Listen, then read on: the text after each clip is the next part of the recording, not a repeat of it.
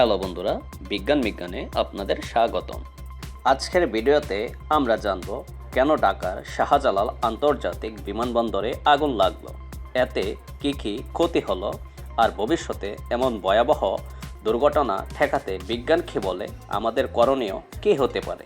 2025 সালের 18 অক্টোবর দুপুরে বিমানবন্দরের কার্গো বেইজেল এলাকায় হঠাৎ করে ভয়াবহ আগুন লাগে।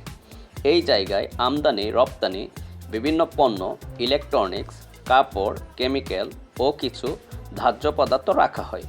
দাহ্য মানে হচ্ছে এমন পদার্থ যা সহজেই আগুন ধরে। তদন্তকারীরা এখনও নিশ্চিত কারণ জানাতে পারেননি, তবে বিজ্ঞানসম্মতভাবে দেখা যায় এমন আগুন সাধারণত 3টি কারণে হয়ে থাকে।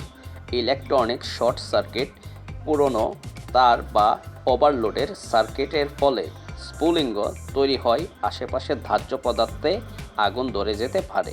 কার্গো এলাকায় যদি একে অপরের প্রতিক্রিয়াশীল রাসায়নিক পদার্থ কাছাকাছি রাখা হয়, তাহলে তা তাপ সৃষ্টি করে আগুনের সূত্রপাত ঘটাতে পারে। আগুন লাগার পর দ্রুত ফায়ার সার্ভিসের কয়েকটি ইউনিট ঘটনাস্থলে পৌঁছে আগুন নিয়ন্ত্রণে আনে, তবে এর মাধ্যমে পুড়ে ছাই হয়ে যায় লাখ লাখ টাকার পণ্য, নষ্ট হয় বিমানবন্দরের স্টোরেজ ইউনিট, বিদ্যুৎ লাইন এবং কিছু অফিসের যন্ত্রপাতি।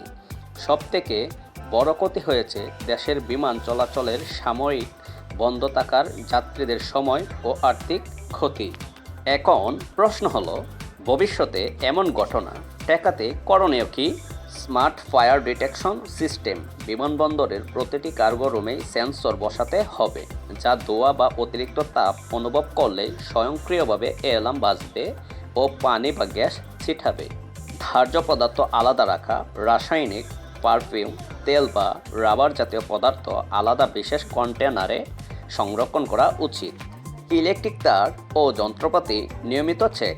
প্রতি 6 মাস পর পর নিরাপত্তা টিম দ্বারা সব বৈদ্যুতিক সংযোগ পরীক্ষা করা বাধ্যতামূলক করতে হবে। জরুরি প্রশিক্ষণ। কার্গো ও অফিস কর্মীদের নিয়মিত প্রশিক্ষণ দিতে হবে কিভাবে আগুনের সময় দ্রুত নিরাপদে বের হতে হবে ও ফায়ার সার্ভিসের এক্সটিংগুইশার ব্যবহার করতে হবে। AI monitoring camera. কৃত্রিম বুদ্ধিমত্তা এআই ব্যবহার করে স্বয়ংক্রিয়ভাবে ধোঁয়া বা আগুন শনাক্ত করা যায়, যা উন্নত দেশগুলো ইতিমধ্যেই ব্যবহার করছে। শেষ কথায় বলা যায়, আগুন দুর্ঘটনা নয়, এটা এক ধরনের সতর্কবার্তা। আমরা যতদিন অবহেলা করব, ততদিন আমাদের ক্ষতি হবে অর্থে, প্রাণে আর দেশের ভাবমূর্তিতে।